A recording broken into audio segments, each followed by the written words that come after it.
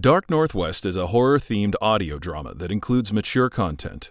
For a complete list of content warnings, please see the episode description. This podcast is a work of fiction inspired by reported paranormal events. While we may reference real locations and historical figures, all characters, dialogue, and storylines are fictionalized for entertainment purposes. These portrayals should not be interpreted as factual accounts.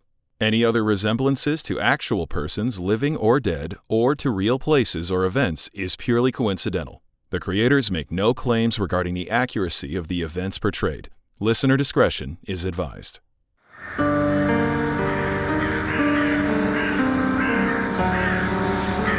You are listening to Tales of the Dark Northwest, created by Kirsten Fay and Ron Leola, starring John Badur, Arden, Kirsten Fay, and Robbie Clifford, narrated by Alex Gardapi, music by Aaron Edens. On a quiet Friday night in the historic Pioneer Square neighborhood of Seattle, Washington, Ed Edwards slumped over a mahogany bar inside the Merchant's Cafe and Saloon. He rested his greasy forehead upon crossed arms. A bartender was polishing a pint glass with a white rag, eyeing his customer warily. Ed looked up, bleary-eyed. Give me another vodka tonic. You doing all right, Ed? Yeah, I'm okay. Would you just get me another drink? That depends. Are you going to fall asleep at my bar? Or are you just brooding?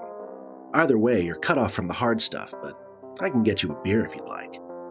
Sure, whatever. I'll have a hazy IPA.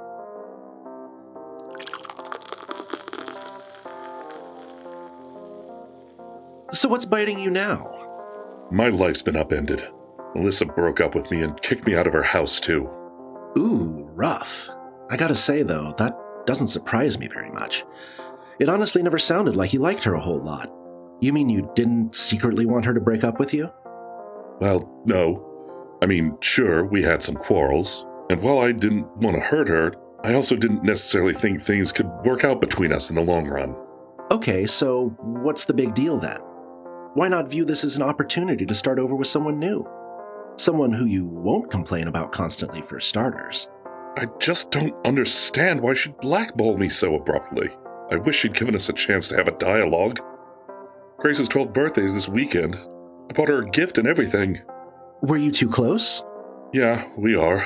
I mean, I dated her mom for 2 years, and the last few months we cohabitated.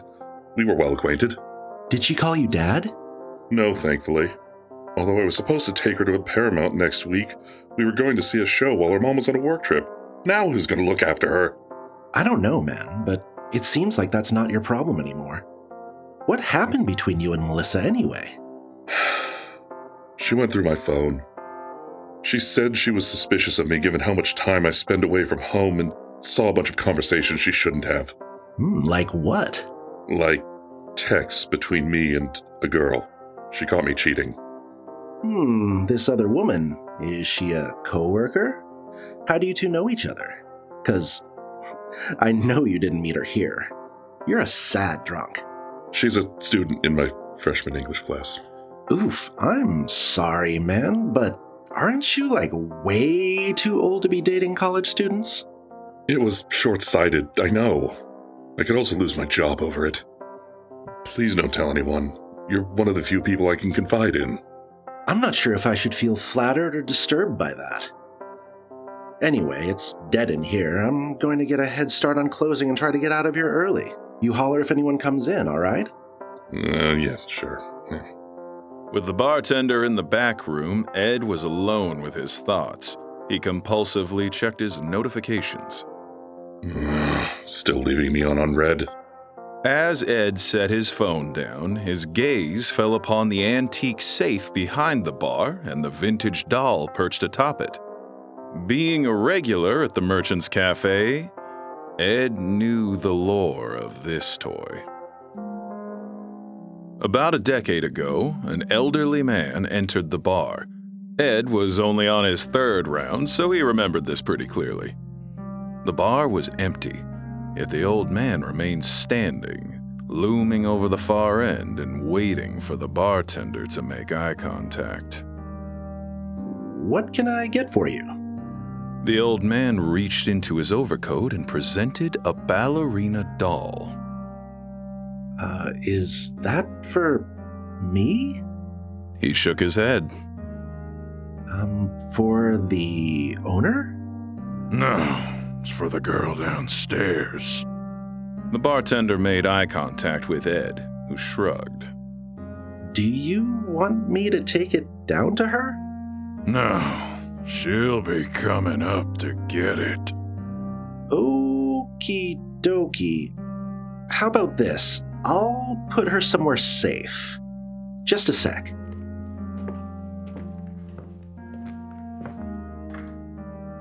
But the old man didn't linger. Lloyd looked around, but he was gone. Back at the pity party for one, Ed slinked off his bar stool. He'd been behind the bar a few times throughout his years of faithful patronage to the merchants. Once or twice, when Lloyd or whichever other bartender was working at the time had gone to the back, a customer had come in, and Ed had poured them a draught beer. He was proud of his perfect pour and took any chance he could to showcase it. But he wasn't here for the beer now. It's a shame you're stuck here all day, little Dolly. A girl ought to have a proper life rather than standing witness to every drunkard who comes through. This is no place for an exquisite figure such as yourself. Oh, dear, your braids are dusty. What are you doing? She's filthy. Don't you ever clean her? Oh, hell no. I've never touched that doll again, and I don't plan to either. It's bad news if you ask me. But the owner insists we keep it here in case someone comes back for it. The old man never returned? Nope, not while I was working at least. I always remember a face, as well as a fabulous peacoat. Ed couldn't shake the memory from his head.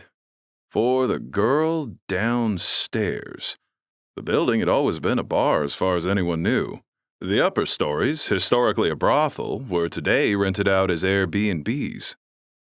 Have you ever seen this little girl? We've seen some unexplained shadows in the basement. Most employees think they're the spirits of the brothel workers' 2 kids who died in the 1938 fire. They seem to enjoy pranks like turning off lights or hiding stuff. You know, typical ghost tricks. We've got more than a few of those around here. Ed was staring at the doll, hyper-fixated on it. He imagined her speaking to him. Take me with you, Mr. Edward. I don't belong here, and neither do you. I want to play with other little girls. I used to know one, but no more. Come on, try. Please, for me. Won't you try, Mr. Edward? Oh no, don't frown. I'll see what I can do. Okay, he's in the back. Now's our chance. Ed snatched the doll off the top of the safe and shoved it into the pocket of his hoodie. He pushed open the front door, raring to leave, before feeling a pang in his bladder. It seems I have to empty the tank first.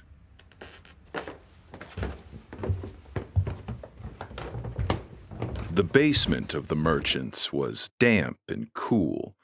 An iron gate sectioned off a second bar which served patrons of the Seattle Underground tour. The brick wall behind it was wet with runoff rainwater. Ed stumbled into the men's restroom to do his business and, to everyone's relief, washed his hands afterwards. She's playing hide and seek. Huh? Ed glanced into the mirror above the sink. Behind his bloodshot eyes and disheveled hair, a woman stood in a white satin dress. She smiled, making him think he'd been caught red-handed with the stolen doll. He wiped his hands on his jeans, preparing a response, but when he turned around, she was gone. Only a swaying strand of fairy lights in the main room suggested another presence was nearby. Beyond it, a black curtain hung with a sign reading, "Authorized personnel only." Hello? Ed peered over his shoulder and then peeked behind the curtain. A commercial kitchen sat in dingy darkness. Only the hum of appliances and HVAC interrupted the quiet. He'd never been back here before. getting warmer. Hello? Where did you... Hello? Lloyd? It's freezing down here. Oh, someone left the fridge open. Lloyd? Are you in here? Ed looked around and saw boxes of fries, chicken wings, and other frozen bar food he'd eaten over the years to absorb the booze and regrets. He tilted his body to read a package when the doll from his pocket fell to the floor. She lay face down, blonde hair tossed askew. Ed bent over to retrieve her. Oh no! My condolences, Dolly. Hey! The sound of the freezer door closing startled Ed, causing him to jolt upwards. He rammed the back of his head hard on the shelf above and crumpled, his consciousness fading. Dolly? As he drifted off, he watched Dolly pick herself up off the floor and scuttle towards him. Wake up, Mr. Edward. Wake up! Wake up! Eventually, he came to. Oh, where am I? Oh, my head. How long was I asleep? Oh, it's pitch black in here. Where's my phone? 1%? Oh, come on! He turned on his phone's flashlight, and one bright flicker was the final death knell for his battery. The screen went black. Where's the door? He fumbled around until he found it. He pushed, but it didn't budge. Hello? Let me out of here! Help! Oh my. Who's there? Let me out! Why so hasty? Stay a while. I could keep you company for the right price. No, I don't want your company. I want out. Help! Now, that's no way to treat a lady. Yeah, a lady of the night. I'm not interested in your tricks, harlot. Tisk tisk. No, of course not. You're quite a lecherous man, though, aren't you, Eddie? You seek something down here which is not yours to take. Dolly, where is she? You should not have interfered, Mr. Eddie. Help me or leave me alone. In the complete darkness, with no way to call for help, Ed kept pounding on the insulated door in the basement of the empty restaurant. With each passing hour, Ed's body progressed through the stages of hypothermia, and his knocking slowed. Dolly's not counting on you, Eddie. She's only confused.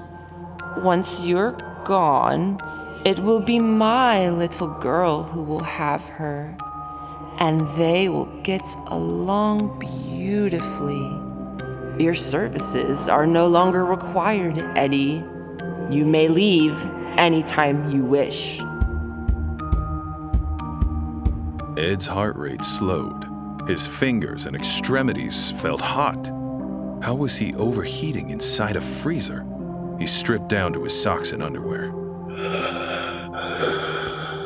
Mr. Edward, are you still there? Not for long.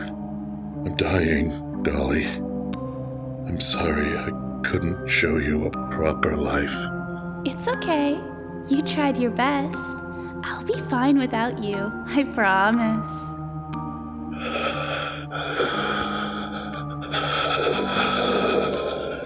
Ed slid downward, his naked back pressed against the door, and closed his eyes. With his final breaths, he imagined Grace dressed in a pink tutu, her yellow hair styled in princess braids. She smiled at him as she stood, holding the hand of her mother, whose back was turned to him. A tear formed in the corner of his eye and froze to his skin.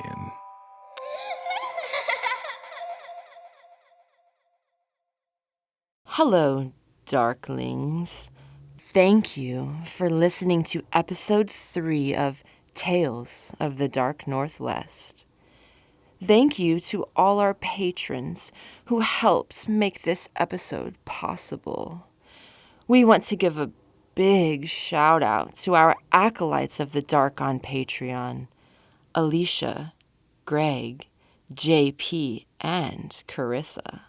An extra special thank you goes to our heroes of the dark, our newest patron, Sloth 1020, Rainbow, who wants to welcome any friends of DeSoto that came to listen from our Jumbotron on the Greatest Trek podcast.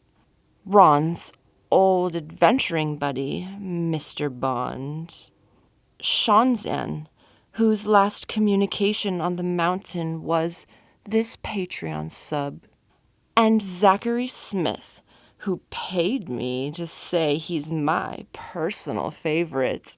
If you'd like to support this independent production and get access to bonus content, visit patreon.com/darknwpodcast. For more information, check out darknw.com. Join us next month for episode 4 of Tales of the Dark Northwest.